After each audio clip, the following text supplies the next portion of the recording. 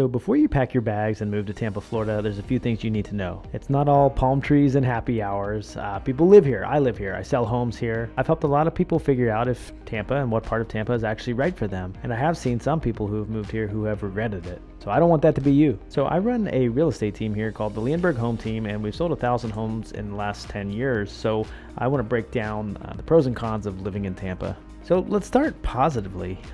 First of all, sunshine. There's like over 300 days of sunshine. I mean, it is Florida, the sunshine state.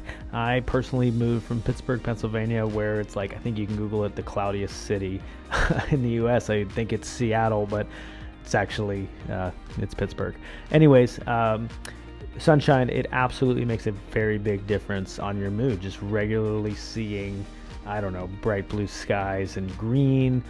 We considered some other areas that were more desert-like and more brown. It's definitely better to have the green. Of course, the humidity comes with that green.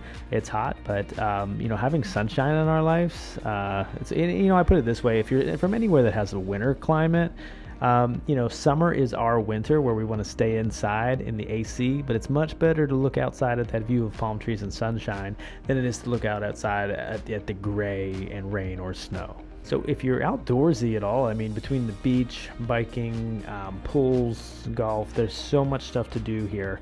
The big thing is, though, is that you don't want to plan anything in like July, August. It's just super hot unless it's something pool related. And sometimes it's even too hot for the beach. So it does get too hot or too humid, and July and August are kind of those months where you want to watch. So another great thing about Florida is no state income tax.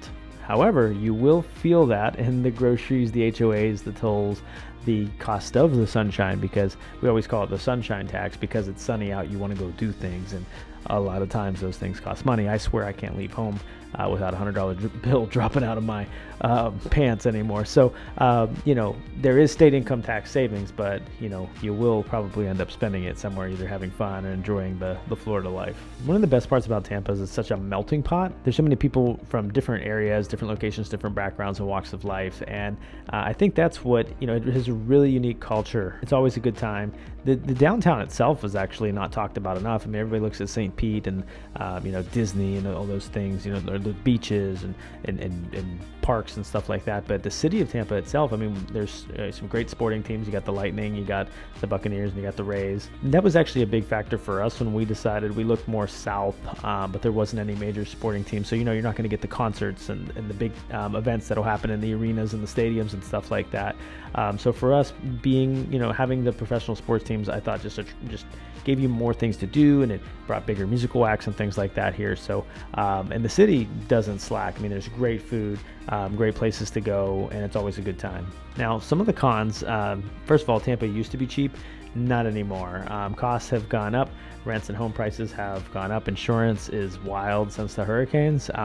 It's definitely manageable if you get clear on what it is and you budget that appropriately. I think just making sure that you have a clear plan and understanding of what the subtleties are, what the nuances are, what the differences, everything like that. Insurance, I say it's wild, but at the same time, it's not something that can break the bank if you properly plan, especially if you're not in an actual flood zone or if you're inland. I mean, so it's really going to vary, but and your car insurance will most likely be more money too, because the drivers down here are freaking wild. Speaking of that, 275 and I-4 are some crazy roads during rush hour. It's definitely gotten worse and worse, and it goes through peaks and valleys. You really just want to try to work around the 9 and the 5 traffic if you're going in or out of the city. It's definitely a factor, and that's going to depend a lot on your lifestyle and what your time frames are like. For us, for example, we have, we're real estate agents. We have a little bit of a flexible schedule, so I don't really have to hit that 9 and that 5 traffic as much. But one time we had to catch a flight, and I went out. I'm about 25 minutes from the airport, and I went out to go. I figured we were half hour from the airport, went out to leave at about 8:30 and didn't realize that traffic still exists. So it almost made me late. It was quite fun. It ended up being about a 45-minute to an hour ride, which should have been about 25 or half an hour. So definitely something to consider at those peak times. We absolutely have it. However, I think as long as you plan around those main 2 time frames, it's very manageable, and I don't think it's that bad. So the bugs, I mean, it's definitely a factor, but mostly you're gonna have bigger bugs. I actually made a video about the bugs. Gators and snakes. Gators are there. They're a little bit easier to spot. The snakes are the thing for me. We've had some friends have snakes, a snake sitting at their door, like right when they come out. So it's like, you might come from an area where you don't have to think about if you open your door, is there going to be a snake right there on the lip of the door. It was a non-venomous snake that was there, but it's just a little bit different. The occurrences that you actually interact with some of that, depending on how active you are. For us, it's like a couple times a year that we get, like a snake or something different, so it's like a handful of times, 1, 2, 3 times where you have some different wildlife instances. The bugs are a factor. You just, as long as you're armed with bug spray, and we have a cage at home off our lanai and our pool, so screened in cage, which I wish we had that even when we were up north. Mosquitoes were still a lot in the summer, so it is nice and helpful, but it's a factor. It's something different, but I wouldn't say it's like a major impact. It's just a slight subtlety difference from what we were used to before. However, the hurricanes, they're real. They happen. There's basically just you live by the seat of your pants for 2 or 3 months. You don't know if they're going to come in or they're not. Tampa has been pretty fortunate over the years. We've had a few that have definitely made an impact. Ultimately, it's 2 or 3 months that you're going to have to deal with just keeping an eye on some things. And if it's a dangerous one, if you're near any area that can flood, it becomes, anyone can be a dangerous one, especially with high tides. But if you're inland, we're about 15 miles inland. Wind is the only real issue, and 3 and above is really where we would have a major issue. And it really have to be more of a direct hit. So if it's a 3 or above, make your plans and leave. But it's just the time of year that you're going to have to watch. For me, it's worth it. I will take the hurricane season just to live in majority of sunshine per year.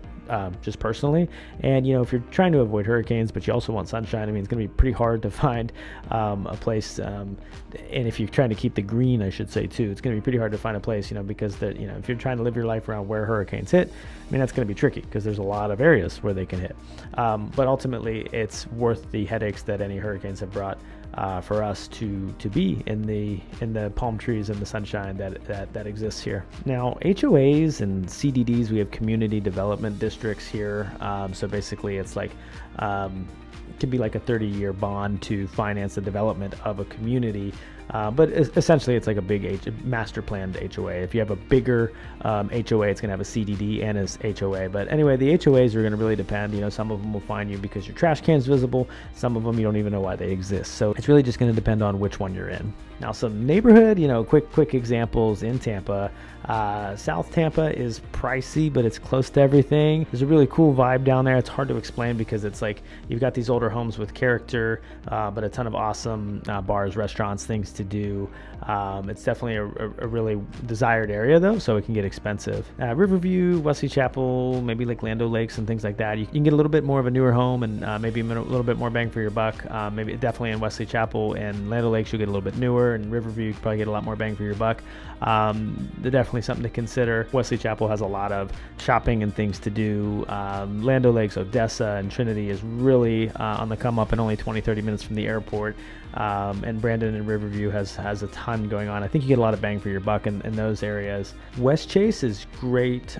Just West Chase in that general area is great for families and schools, very established. Steinbrenner Schools is another popular one that we get for people looking at schools, at least near Tampa. Seminole Heights will be, if you're going to be on the artsy kind of trendy vibe. Here's the thing, reach out and text me, tell me your vibe, I'll find you a spot. Ultimately, if you're moving here, don't do it blind. I'll walk you through what it really looks like, money, neighborhoods, things to do, all of the goods. Text me anytime. I'm happy to give you my 2 cents from the wide areas that we, obviously help buyers and sellers in, but also that I've experienced just as somebody else who's moved here from out of state and really took the first 2 years to just explore it all, just really dive in and take it all. So we'll see. We can always see if Tampa is for you, or if you're better off maybe somewhere else. So anyways, thanks for tuning in. I hope that you liked the video. Hope that it gave you a little bit of insight. Of course, we'll always do some deeper dives on this channel, so make sure you stay tuned and hit that subscribe button so you can check those out.